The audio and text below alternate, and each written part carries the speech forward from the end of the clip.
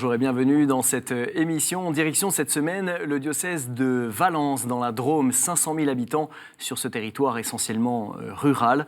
15% des ménages y vivent en dessous du seuil de pauvreté. L'attention aux plus pauvres et de manière générale aux familles sont des priorités pour l'Église catholique locale. Et nous recevons aujourd'hui Monseigneur Pierre-Yves Michel. Bonjour Monseigneur. Bonjour.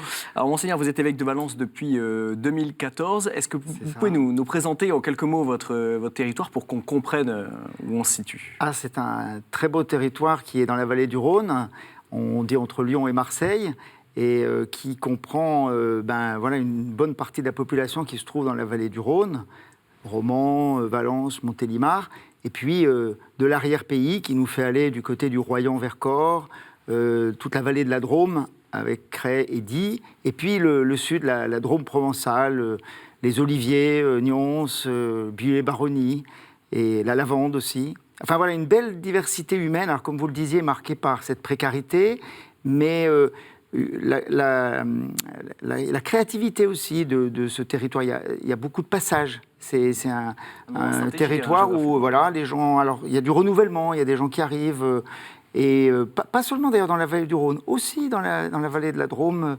avec des créativités aussi là. Alors Monseigneur, vous avez défini pour votre diocèse 4 chantiers prioritaires. L'attention aux familles, aux jeunes, aux vocations et à l'initiation chrétienne. Alors je vous propose qu'on s'attarde sur une initiative, une proposition qui englobe un petit peu de toutes ces dimensions-là. Depuis cette année, la paroisse Saint-Émilien à Valence a renouvelé sa proposition pour le catéchisme des enfants. Le caté est devenu le caté+. Il s'agit désormais d'une après-midi complète alliant louange, formation chrétienne, lecture de la parole de Dieu, jeux et messes, en incluant aussi les parents à cette proposition. C'est un reportage d'Emmanuel Favreau.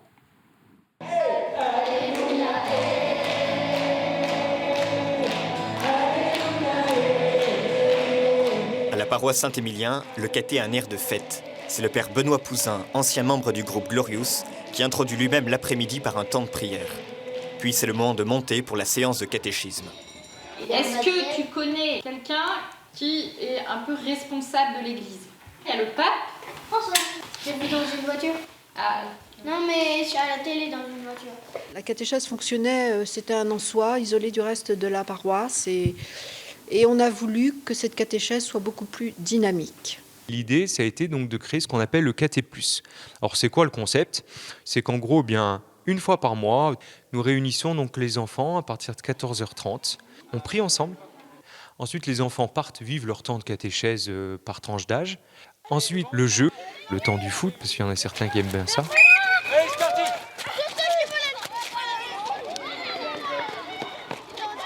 Après les moments de convivialité, caté+, c'est aussi l'occasion de participer à l'Eucharistie. J'entendais aussi beaucoup de gens dire c'est très beau, il y a des enfants qui font du caté, mais on les voit jamais à la messe. Et je me suis dit tiens, pourquoi pas créer quelque chose où la messe fait partie intégrante de la catéchèse. Les parents viennent à 18h pour le temps de célébration, ils rejoignent l'assemblée et ils repartent avec leurs enfants à 19h. Très peu de parents sont absents. En général, ils sont pratiquement tous là à 18h pour cette célébration avec leurs enfants. C'est très très beau. C'est ainsi qu'à la fin de la journée, tous les enfants se retrouvent à la messe dominicale, accompagnés de leurs parents. Ici, les enfants participent de manière active à la célébration. Les enfants partent par atelier en fait, et à chaque fois c'est tournant, c'est-à-dire qu'un enfant il ne peut pas dire à chaque fois c'est moi qui sers la messe et qui a telle mission. Non. En fait, on leur fait découvrir finalement l'Eucharistie et comment prendre leur place dans l'Eucharistie avec différentes fonctions. J'aime bien être à la messe parce que déjà parfois j'y participe et j'ai pu lire devant tout le monde, ça m'a plu. Je vais pas tout le temps, pas tous les dimanches à la messe, mais j'y vais que quand je fais le caté+. Et des fois il y a mes parents, ils m'accompagnent et j'ai déjà servi là-bas à la messe. Et parmi cette centaine d'enfants de caté+, 70 feront leur première communion à la fin de l'année. Alors Monseigneur, c'est une proposition très spirituelle en fait. Alors ce qui me rend très joyeux, c'est que cette proposition, elle fait suite à d'autres propositions dans d'autres paroisses qui sont exactement sur ce même désir. À Romans, à Cray, KitKat, dans l'autre paroisse de Valence, les petits cates. Et en fait, à chaque fois, c'est ce qu'on vient de voir, c'est le désir de faire quelque chose qui soit festif, en même temps régulier, et qui permette aussi de faciliter l'accès pour les parents. Voilà, un temps un peu plus long, et qui leur permet aussi d'être partie prenante sur une partie ou plus ou moins longue. L'intergénérationnel, et là il y a en plus aussi le sens du dimanche, puisque c'est le dimanche après-midi. Et c'est quelque chose de concerté, toutes ces initiatives ou Oui, je crois que les prêtres discutent beaucoup entre eux et s'entraînent les uns les autres dans cette créativité-là, missionnaire, pour faciliter la transmission de la foi et l'accès des familles. Alors justement, vous parliez de cette dimension familiale, intergénérationnelle. Est-ce que finalement c'est un des meilleurs moyens aujourd'hui pour attirer les parents qui ne vont pas forcément à l'église tous les dimanches, de passer par les enfants? Ce qui est clair, c'est que quand on réfléchit sur la manière dont la rencontre avec le Seigneur se fait, c'est qu'il n'y a pas d'abord de recette, il n'y a pas de modèle unique, mais il y a quelques fondamentaux qui sont autour de la joie, autour de l'accueil de la parole de Dieu, du temps gratuit aussi, et où chacun peut entraîner l'autre. On voit bien que la transmission peut se faire quelquefois, comme le disait une des petites filles, j'entraîne mes parents et ils viennent avec moi. Voilà. Donc je pense qu'il faut être extrêmement attentif au travail de l'esprit qui peut être passé par des chemins très variés. Monseigneur, cette connexion, on va dire, du caté plus à la paroisse, on entend dans le reportage, le caté était isolé de la paroisse. Est-ce que ça aussi, c'est toute la place du caté de l'intégrer? Et comment est-ce que ça s'intègre, on va dire, à la structure de base? Ça, c'est la grande difficulté, c'est qu'on a souvent des spécialistes. On a un peu les spécialistes de la solidarité d'un côté, on avait des spécialistes justement du caté des enfants un petit peu. Et en fait, je crois qu'avec la joie de l'Évangile que le pape François nous a offert en 2013, notre synode qui, justement, quand je suis arrivé en 2014, était en plein, eh bien, on a vraiment fait le choix de décloisonner et en acceptant qu'il y ait des chemins nouveaux, ce qui n'est pas toujours évident parce que ça peut déstabiliser un peu. Mais voilà, il faut être modeste, en même temps, il faut être confiant dans l'action de l'Esprit Saint. On entend le Père Pouzin, d'ailleurs, qui dit ils ne peuvent pas dire c'est moi qui ai telle ou telle mission, ils ne peuvent pas s'accrocher à une charge. Est-ce que ça commence dès l'enfance, finalement, cette attention? Oui, c'est bien qu'en tout cas, dans un temps de catéchèse, sur un après-midi, ou comme avec des plus grands aussi, chacun sente qu'il a quelque chose à apporter. Alors ça peut être une lecture, ça peut être préparer la prière universelle, ça peut être aussi dans les temps plus gratuits. Mais sans s'approprier cette charge. Et d'ailleurs, on le voit aussi la manière dont les prêtres, parce que le Père Pouzin travaille avec le Père Fourel, avec des catéchistes, là aussi, chacun a quelque chose à apporter avec ses charismes. Est-ce que cette proposition est de l'ordre aussi, ou en tout cas il y a quelque chose peut-être de l'ordre du patronage?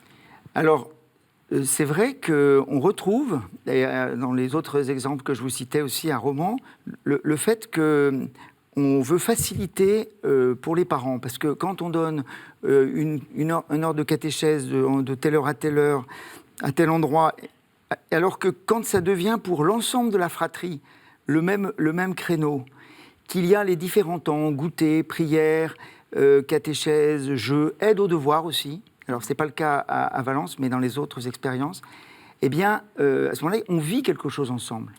Et justement, il y a cette réflexion autour de la communauté, en fait. C'est ça. Exactement. Quand les mamies préparent les gâteaux, elles se sentent impliquées. Quand il y a des papas qui viennent rejoindre pour l'aide aux devoirs, ils sont aussi concernés. Et du coup, ils apportent quelque chose, ils vivent quelque chose avec les enfants, et ensemble, il se passe... la communauté se construit comme ça, avec ces différentes étapes. Donc c'est par là que passe la conversion pastorale et missionnaire dont parle le pape François. Oui, je crois, à travers ces expériences qui sont porteuses et prometteuses, oui. Monseigneur, qui dit jeune, dit aussi attention aux vocations. Le diocèse a d'ailleurs commandé à Christophe Fellow, un jeune réalisateur de talent, un film où 8 prêtres de générations différentes donnent leur témoignage. Ils disent en fait ce qui fait le cœur de leur vie. On va regarder un extrait du teaser qui a promu ce film.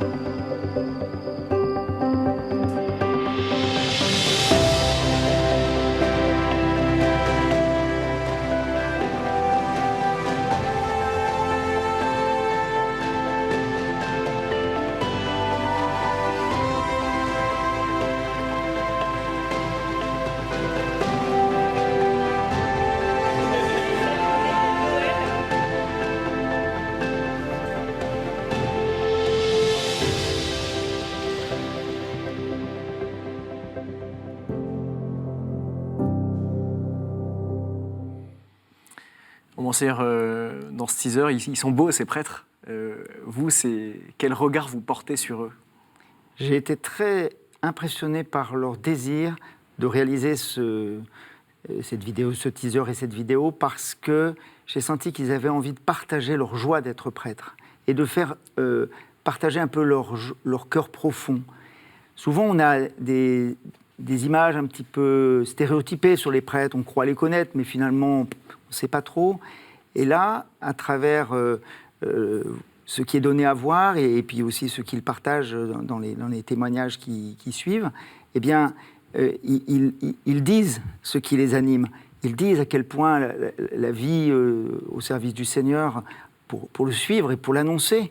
Hein, Jésus qui dit « Je suis le bon berger, je donne ma vie pour mes brebis et mes brebis me connaissent ». Enfin, cette passion qui est au cœur du ministère de prêtre, eh bien, ils ont eu envie de la faire découvrir, peut-être pour casser certaines représentations ou certaines critiques complètement injustes qu'on entend. Et il y a cette joie d'être prêtre qui se manifeste. On voit que ce sont des hommes avec leur passion aussi. Hein. Il y a Montgolfière, il y a le canoë, on aurait pu voir un cycliste, la moto. Quand vous dites que c'est des représentations parfois injustes, c'est vrai que parfois certains ont été blessés aussi par l'Église. Et il y a toutes ces affaires aussi dont on entend beaucoup parler en ce moment dans les médias. Est-ce que cette image vient de là aussi? Il y a de tout ça et de beaucoup d'autres choses. Mais il y a effectivement besoin de... en fait, le mieux, c'est la rencontre. Hein. C'est quand quelqu'un a fait l'expérience d'être accompagné par un prêtre dans un moment difficile, ou au contraire, au moment où il fondait son foyer. Là, il y a beaucoup de choses qui bougent. Mais on sentait ce besoin, je crois que les prêtres l'ont senti, et puis cette fierté d'être prêtre dans la Drôme, prêtre diocésain, avec leur diversité. C'est vrai que ce portrait de famille de prêtres jeunes ou moins jeunes, chez qui on sent la passion du Christ et de l'annonce de l'Évangile, c'est joyeux. J'espère aussi que ce genre de film puisse changer le regard, on va dire, de ceux qui le verront, et peut-être susciter aussi des questionnements sur des vocations, peut-être pour les jeunes. Oui, il y a une pastorale des vocations dans le diocèse de Valence qui est très, très vivante, parce qu'à travers les marches évangiles proposées, les marches de Pâques, qui sont proposées chaque année à travers les camps de servantes d'hôtel et de servantes d'assemblée, à travers toute la pastorale de la confirmation. Moi, je vois vraiment que prêtres, mais pas seulement eux, les diacres aussi, et tout le peuple de Dieu, finalement, perçoit la beauté de ce ministère et que du coup, il y a un certain nombre de jeunes qui réfléchissent et pour lesquels j'invite nos auditeurs à prier, parce qu'il y a besoin d'un moment de faire le pas aussi, de se dire, aujourd'hui c'est pas facile parce qu'il y a plein de freins, pour plein d'engagements, on voit bien que c'est pas facile, et donc et en même temps, le Seigneur appelle, c'est sûr. Bon, le message est passé auprès de nos téléspectateurs. On parlait tout à l'heure aussi, Monseigneur, de la physionomie du diocèse. C'est un territoire que vous continuez de découvrir, puisque vous continuez des visites pastorales. Là, est-ce que vous continuez de découvrir des choses nouvelles sur le territoire? Ah oui, toujours, parce que là, j'ai 22 paroisses et il me reste encore 5 paroisses à visiter, dont celle de Valence, puis tout le sud. Et, ça finira au printemps 2019. Voilà, ça se terminera en juin. Et à chaque fois, c'est 4 jours où je vois la communauté chrétienne catholique dans son écosystème.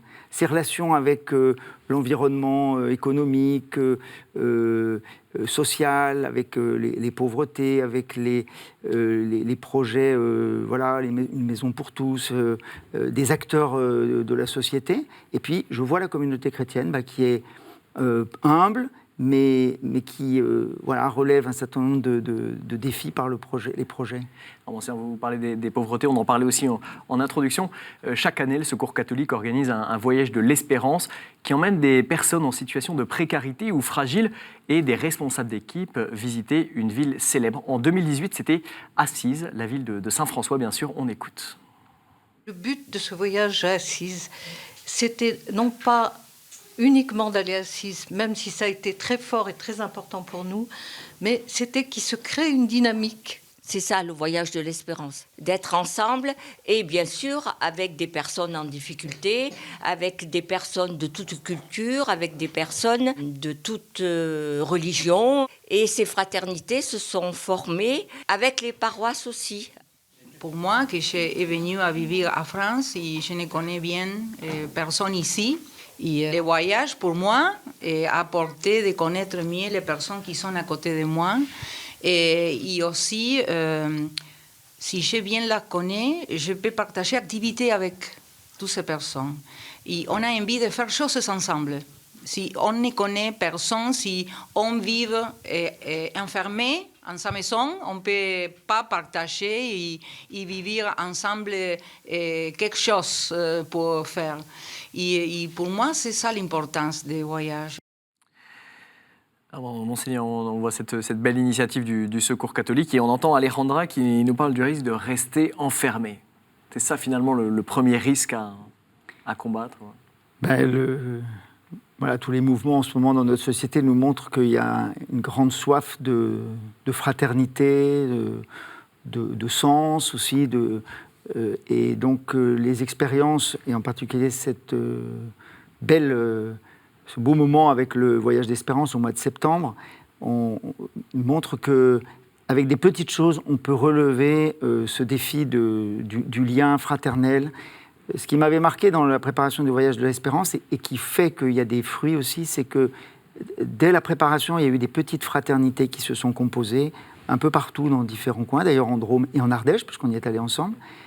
Et le but, c'était justement que le pèlerinage soit un moment fort, mais que ce ne soit pas une parenthèse, et qu'ensuite ça continue. Alors c'est quoi ces fruits que vous percevez ? Et bien du coup, c'est que les liens qui ont été créés avant, qui se sont amplifiés pendant le pèlerinage, eh bien, continuent à se déployer après. Et ça, on le voit aussi, et je le vois autour des migrants aussi. Quand il y a dans des paroisses des collectifs, des associations ou la paroisse elle-même qui a accueilli des migrants, et qu'il y a eu un mouvement de solidarité dans les visites pastorales, à chaque fois, il y a un temps de partage. Dans une famille, il y en a qui ont demandé le baptême, il y en a d'autres, bon, c'est pas forcément tous des chrétiens, mais du lien se fait. Et c'est une culture de la rencontre, en fait. Une culture de la rencontre, et finalement, on retrouve ce que c'est que l'Église au profond, une fraternité. Et donc, ce n'est pas des théories, c'est une expérience concrète, fragile, mais où le Seigneur agit. C'est quoi la place des plus précaires dans votre diocèse, ou quelle place vous souhaitez leur donner ? J'aimerais bien, effectivement, que davantage dans nos conseils pastoraux, dans même la vie ordinaire des paroisses, les personnes, soit une personne porteuse de handicap ou des personnes marquées par prennent aussi plus la parole, prennent plus aussi leur part dans l'animation. Soit plus intégrés, qu'on ne fasse pas pour, mais qu'on fasse vraiment avec. Et qu'on écoute aussi ce que le Seigneur nous dit à travers eux, comme dit le pape François dans la joie de l'Évangile, les pauvres ont beaucoup à nous enseigner. On l'a senti au repas de la journée des pauvres là, du mois de novembre, Fratello. Voilà, et tout le monde en ressort plus grand, voilà, plus disciple aussi. Bon, sur le temps file dans cette émission, je vous propose qu'on passe au dernier chapitre de notre émission. Il concerne les martyrs de Tibérine, bien sûr. Le 8 décembre dernier étaient béatifiés 19 martyrs d'Algérie, dont les 7 moines de Tibérine. Vous vous êtes associé à cet événement en organisant un grand rassemblement au monastère d'Aigbel. Quels sont les liens, finalement, entre le diocèse et l'Algérie ? Il y a plusieurs liens, parce que frère Luc est né à Bourg-de-Péage, à côté de Romans. Il y a frère Christian qui a fait sa formation à Aigbel avant de partir à Tibérine, qui a été fondée par Aigbel. Et puis, il y a aussi... alors, la sœur de frère Christophe habite à Ancône, à côté de Montélimar. Et puis aussi, il y a les frères maristes qui ont des liens avec tous les frères maristes qui ont été... avec le frère Henri Vergès. Donc, on peut dire que cette journée du 16 décembre, avec Jean-Paul Vesco, l'évêque d'Oran, qui était présent, qui avait été un de mes consécrateurs, là, parce qu'on se connaît depuis longtemps, et puis que j'avais voulu justement marquer ce lien avec Aigbel et cette histoire de foi. Et donc je pense que ce message de fraternité, en communion avec aussi ce qu'a vécu l'Algérie et ce qu'ont vécu des musulmans aussi dans ces années noires, eh bien, nous donne un signe de l'amour qui va jusqu'au bout et là qui porte des fruits. Alors, Monseigneur, je vous propose d'écouter tout de suite Guy Lédier, il est responsable du dialogue interreligieux dans la Drôme. Il y a des liens très forts entre l'Algérie et le diocèse de la Drôme. Tout d'abord parce que l'abbaye d'Aiguebel a été l'initiatrice du monastère de Tibérine. Les moines de Tibérine sont des cisterciens comme Aiguebel ou Tamier. Il y a 2 moines de Tibérine qui sont originaires du diocèse de la Drôme. Et donc le diocèse est fortement marqué par cette démarche de béatification. Le témoignage que ces religieux laissent pour nous, d'une vie au service des autres, d'une présence d'église qui ne se veut pas démonstratrice, mais un don gratuit aux autres, ça doit nous interpeller tous sur le fait qu'on est chrétien dans la vie de tous les jours, dans les actes qu'on pose, dans les engagements qu'on prend, et c'est important de pouvoir témoigner de ça. Il y a aussi dans le diocèse plusieurs groupes d'amitié islamo-chrétiens. Et ça, c'est important de faire vivre cette amitié dans des célébrations particulières. Monseigneur, c'est quoi l'exemple de ces martyrs, et particulièrement des moines de Tibérine, pour les catholiques de la Drôme aujourd'hui? Je pense que c'est l'appel à vivre, alors on parlait déjà de la fraternité tout à l'heure, mais de vivre au nom de notre réponse au Christ qui nous appelle, eh bien cette rencontre et ce partage avec un pays qui souffre, la présence de croyants d'une autre religion, et le témoignage qui a été vécu, je crois, interpelle, est un signe. C'est Monseigneur Vesco qui nous disait ça. On ne savait pas que ça allait être possible de faire cette béatification à Oran, et en fait, ça a été un des très beaux signes, et on ne sait pas non plus ce que le Seigneur nous réserve, l'Esprit nous réserve à travers ce que ça sème pour aujourd'hui et pour demain. Alors pour le territoire de la Drôme, est-ce que c'est aussi un encouragement pour les chrétiens qui sont en dialogue avec les communautés musulmanes? Oui, dans la dernière paroisse que j'ai visitée, cette question a été abordée parce que c'est des quartiers très mélangés des Hauts-de-Valence. Et on voit bien que ça n'est pas toujours facile, mais que c'est dans des relations qui se tissent petit à petit, par une conversation de partage. Il y a des associations qui cherchent à mettre cela en œuvre, mais je pense que dans l'approfondissement de notre foi chrétienne, eh bien, nous sommes poussés dans un double mouvement d'évangélisation et de dialogue. Justement, il y a toujours ce débat, on va dire, peut-être entre 2 attitudes vis-à-vis des musulmans, qui est celle à la fois de l'évangélisation explicite, et de l'autre, certains qui disent « non, soyons plus dans la rencontre, petit à petit, des liens se tissent, etc. » Est-ce que ces 2 attitudes, on va dire, sont réconciliables ou sont compatibles? Je pense que dès qu'on se laisse guider par l'Esprit Saint, on sait à quel moment il faut dire, rendre compte, clairement, parce qu'aussi les frères et sœurs des autres religions nous demandent de rendre compte de notre foi, et ils ont besoin de savoir. Et à quel moment, eh bien, il faut être beaucoup plus dans la gratuité et dans le partage de vie. Ça, le pape Benoît XVI nous avait donné là-dessus une indication en nous disant il y a un moment où il ne faut laisser parler que le langage de l'amour, parce qu'en fait, c'est de ça qu'il s'agit. Mais ça ne s'oppose pas avec le fait de rendre compte. Voilà. Une annonce explicite aussi. En fait, ça s'intègre, et l'Esprit nous guide dans ce temps. L'Esprit nous pousse à rendre compte, et en acte et en parole, d'une manière différente selon les moments. Merci, Monseigneur, d'avoir accepté notre invitation. Merci beaucoup. Et merci à tous de nous avoir suivis. Si vous souhaitez en savoir plus sur la vie de l'Église catholique dans la Drôme, rendez-vous sur le site du diocèse qui s'affiche en bas de vos écrans. Et pour revoir cette émission, bien sûr, je vous dirige vers le site internet de KTO. C'est une émission à partager largement autour de vous. À la semaine prochaine. Au revoir.